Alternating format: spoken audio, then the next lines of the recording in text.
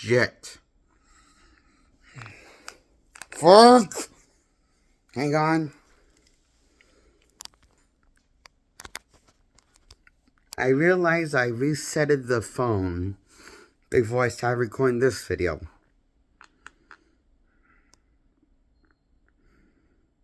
So I paused this because I had to get my anger. So, I'm reviewing 2012 movie of Batman movie called The Dark Knight Rises. Directed by Christopher Nolan, starring Christian Bale as the final out against Batman. His Batman. I give it a 8 out of 10. It's 1 point above mediocre, which means it's 1 point better than the Dark Knight 2008 movie.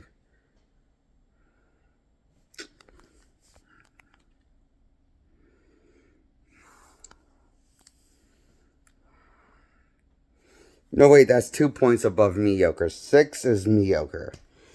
I'm sorry, I got confused. Been up all night. Was what I meant to say out loud before now. Correct myself. 6 is mediocre. It is 1 point better than the Dark Knight, I think. But above the Dark Knight, because I give the Dark Knight movie a 7 out of 10.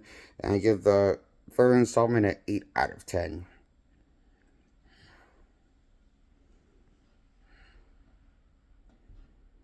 What stops this movie from being a 10 out of 10? It just comes across as mediocre B-movie explosive entertainment, popcorn goodness fun that takes itself seriously.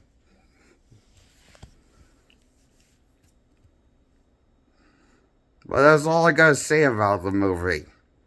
It's not emotionally complex or thought-provoking or it's not emotionally complex it's not emotionally complex or dark like you wanted a Batman movie to be, but it is explosive, downrighting fun with tons of actions, shots, spectacle in the movie, and the movie shows the most of action and cuts mostly to the action throughout this movie. This shows the highlight movies of the action.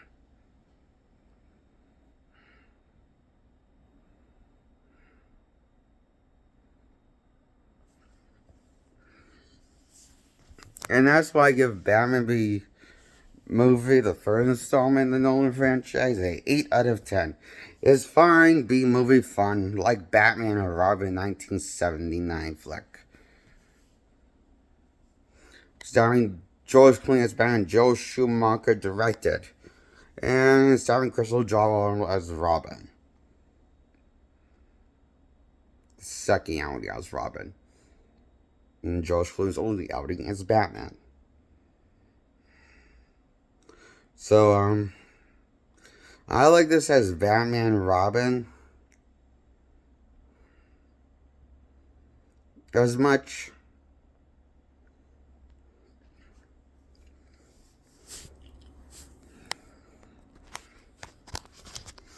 It feels like a throwback to the Silver Age Batman, but taken more seriously with a more of a grounded edge visual style.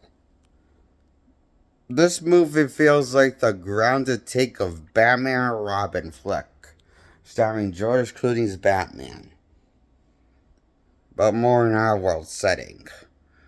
But with the same amount of absurd writing and pointless action amount. Just as pointless amount of action. Too stupid for kids, but too smart for the grown man adults. Yeah, I say. This movie's too stupid for kids, like younger kids, but it's a lot more smarter for the old, jaded adults.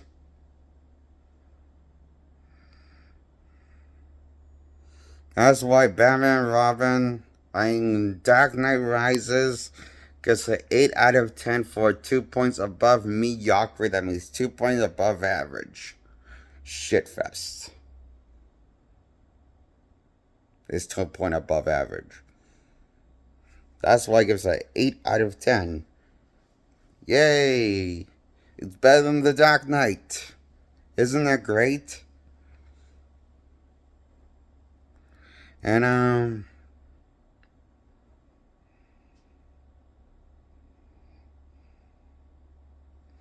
I feel like that's an accomplishment of something.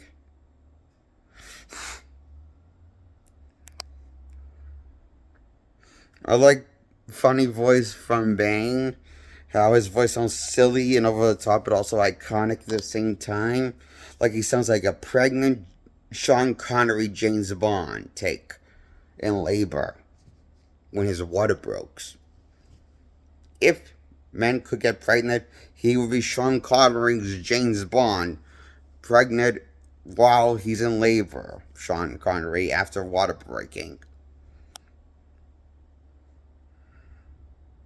And the baby's on the way. That's what Bane sounds like in pain, labor. He sounds like he's in painful labor. Isn't that intimidating or silly? Is it true that this movie was supposed to be taking the Batman character seriously, or was this another way that they can actually? Was this like another subtle way that can do both, take it seriously while being a satire of the source material, like the '60s Batman show was with Adam West? Kind of like was. Exactly. Makes you think.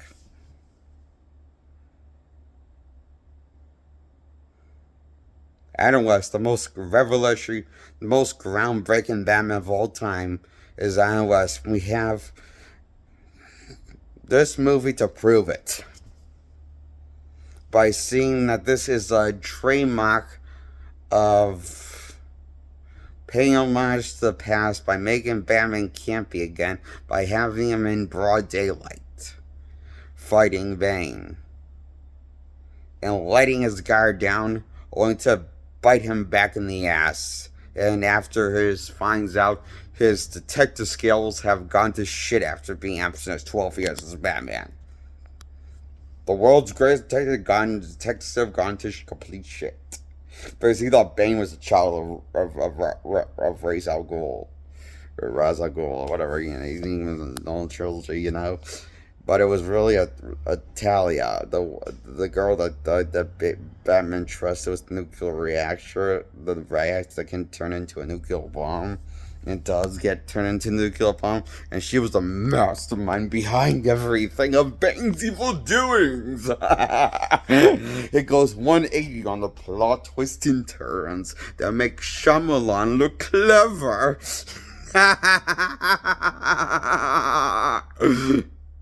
All of his worst plot twists and turns from his weaker plot twists and turns that are known to be iconic. Like the plot twist from Lady in the Water, or the plot twist to The Village, or the plot twist to Happening, or whatever the plot twist was every movie he puts in. And shoehorns a plot twist to everything. Or the plot twist to The Visit, when it was like, it wasn't even the grandparents, it was a stranger, it was that got it, and the kids don't realize, they didn't realize until it was too late that they've been abducted, and have to find grandparents' bodies, dead bodies, and you know, this is one of those fucking movies. This movie is. God damn, my blood pressure's high.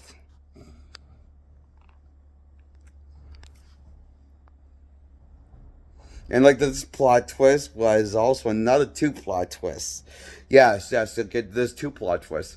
You know, how like Bane's not the evil mastermind, even though the whole movie's been revolved around him being the evil mastermind. It's now Talia, the daughter of Ra's al Ghul, the evil mastermind, because she was the daughter of Ra's in the comics. So instead of Bane being instead of like, you know, taking some liberty of the source material, they have to bring in the source material for the worst, which makes the Bane character weaken as a character and dumbs him down a bit. Because they can't make him an independent character and make him a main threat of a boss. You know? Like Bane you want it to be. So technically, This takes the brilliant inspiration of how Bane was written for the henchman for Poison Ivy and the Batman and Robin movie from the 90s. Batman and Robin is one of the most groundbreaking movies because this is how Bane is treated in the 2012 series portrayal of Bane, played by yours truly, Tom Hardy. At least he can talk instead of grumble and speak in growls, like the old Bane from the 90s flick, played by a real jack dude, and he's not really an actor, but a wrestler. But I get found out behind the scenes that 90s Batman and Robin movie is very influential for this Bane portrayal. I can tell by the final script portrayal of Bane. At least this one can talk. I got that reference.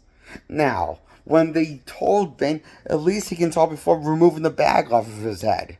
So that was obviously a reference to Batman and Robin because Bane could only speak in grunts.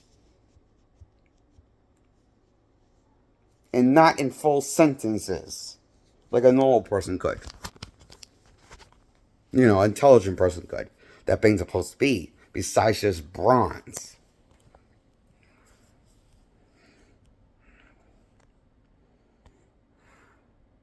Oh, but that gets more. There's a second plot twist in the movie. Batman said he didn't fix the autopilot and there has no autopilot, only to fake his death, to be with the one he loves, and to repair the bat signal and give Gordon the slip of the whoopsie doozy trickery. I faked my own death, but here's a happy ending because I'm Preacher, I'm Batman, bitch.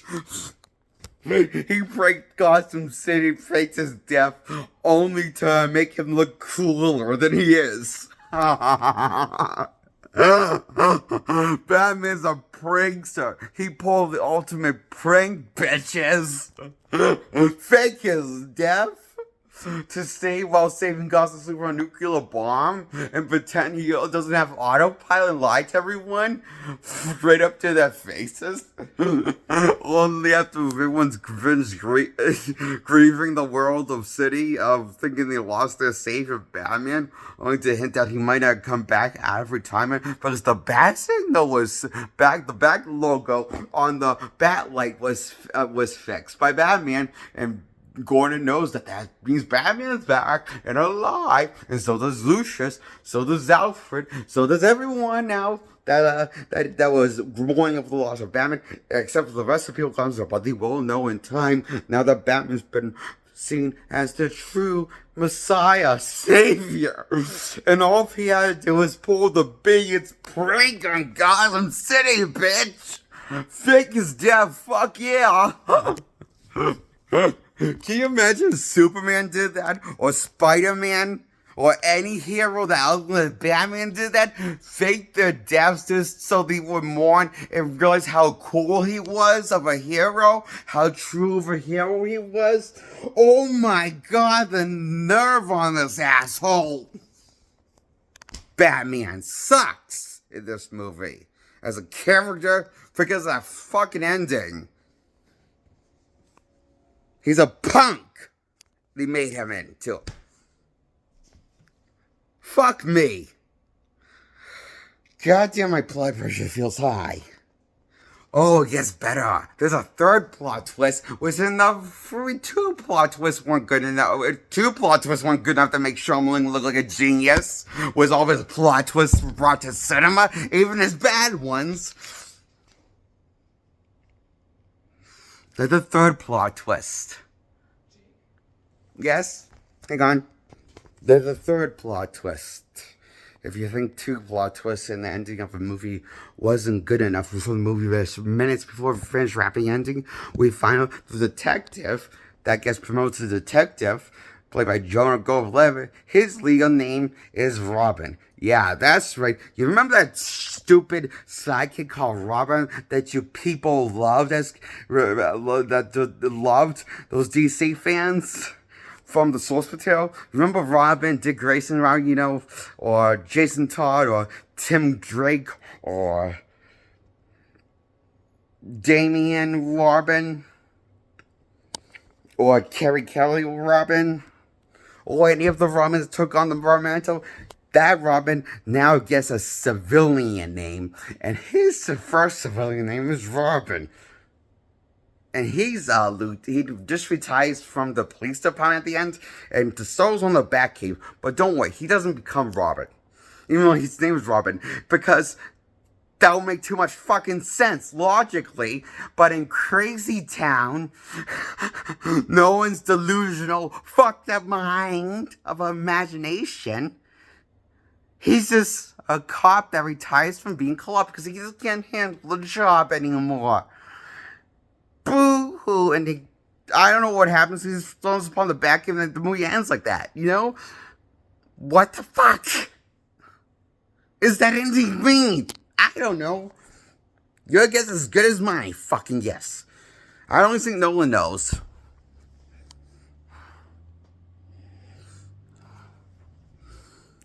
It's like, why so many plot twists at the ends? Turns that feel like they add up to nothing.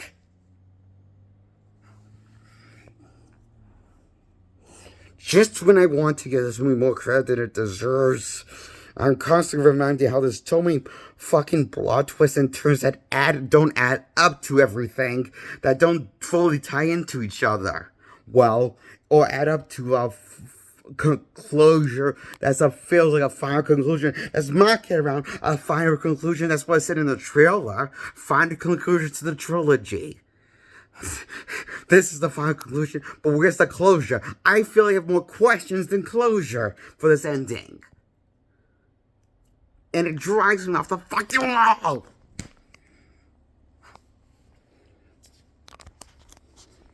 Because it just doesn't make sense. It raises too many questions. Too many questions that actually makes my blood pressure high. Feel like I'm thinking about it. It makes me think I might die of a stroke or a heart attack thinking about it. All these questions. Why? Sorry, I just fried my brain thinking about this and talking about this. I'm thirsty.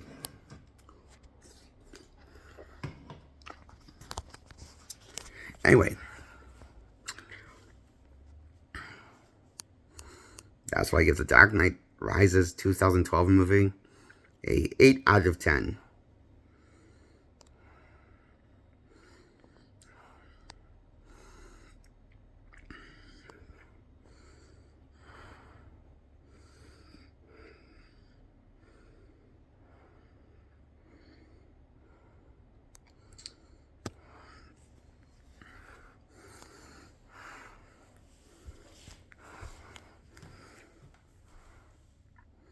The biggest problem with this movie is this doesn't feel like a final conclusion, but just another installment to Nolan's trilogy.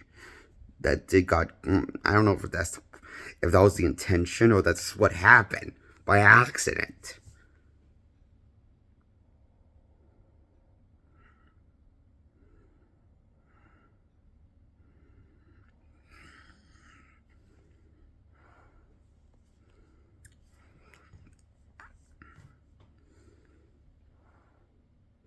This is why when I saw this movie, I was more convinced that Batman Begins was meant to be originally one movie, but then Nolan got greedy and wanted to make more than one. At least that's what the sequel's final products tell me.